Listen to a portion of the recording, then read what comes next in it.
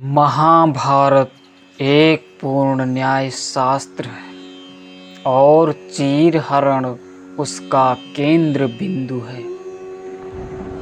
इस प्रसंग के बाद की पूरी कथा इस घिनौने अपराध के अपराधियों को मिले दंड की कथा है।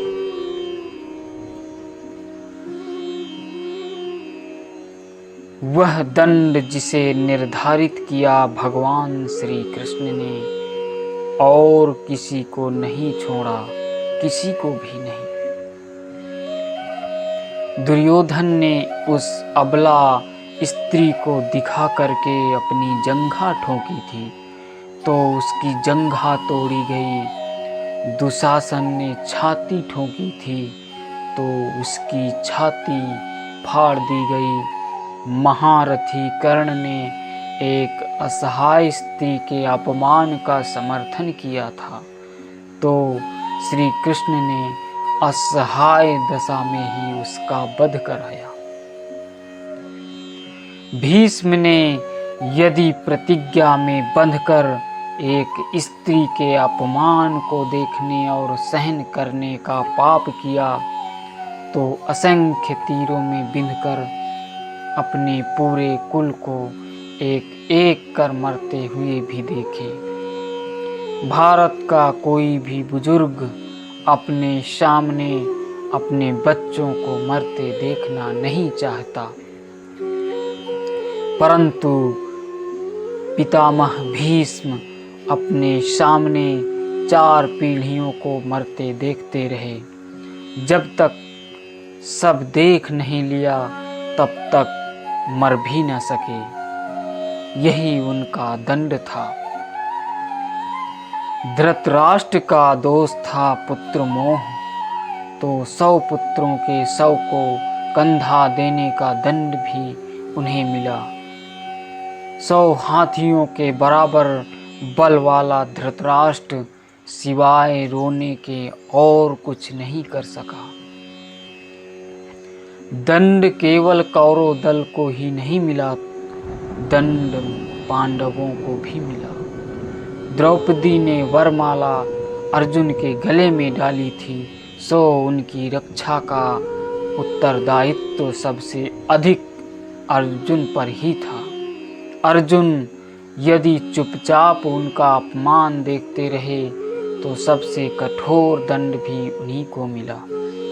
अर्जुन पितामह भीष्म को सबसे अधिक प्रेम करते थे तो श्री कृष्ण ने अर्जुन के द्वारा ही उनका वध कराया।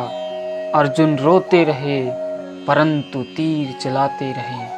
क्या लगता है अपने ही हाथों अपने अभिभावकों भाइयों की हत्या करने की ग्लानि से अर्जुन कभी मुक्त हुए होंगे?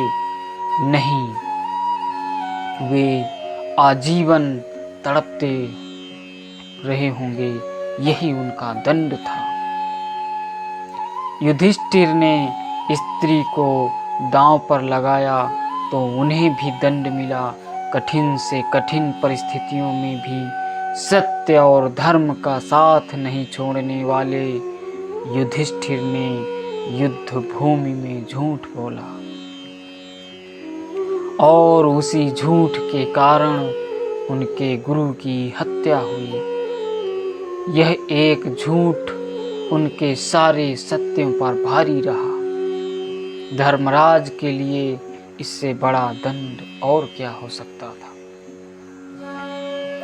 दुर्योधन को गदा युद्ध सिखाया था स्वयं बलराम ने।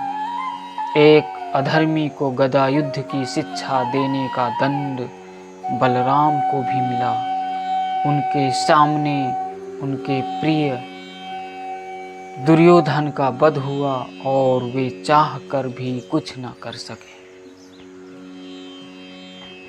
उस युद्ध में 2 योद्धा ऐसे थे जो अकेले सबको दंड दे सकते थे, एक कृष्ण और दूसरा बर्बरीक। परंतु कृष्ण ने ऐसे कुकर्मियों के विरुद्ध शस्त्र उठाने तक से इनकार कर दिया था और बर्बरीक को युद्ध में उतरने से ही रोक दिया था। लोग पूछते हैं कि बर्बरीक का वध क्यों हुआ। यदि बर्बरीक का वध नहीं हुआ होता तो द्रौपदी के अपराधियों को यथोचित दंड नहीं मिल पाता। कृष्ण युद्ध भूमि में विजय और पराजय तय करने के लिए नहीं उतरे थे। कृष्ण कृष्णा के अपराधियों को दंड दिलाने उतरे थे।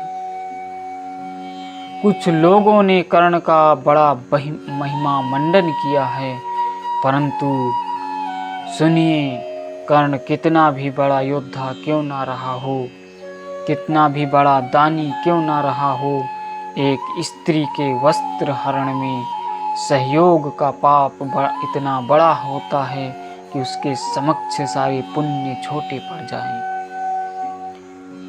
स्त्री कोई वस्तु नहीं कि उसे दांव पर लगाया जाए। कृष्ण के युग में 2 स्त्रियों को बाल से पकड़कर घसीटा गया था।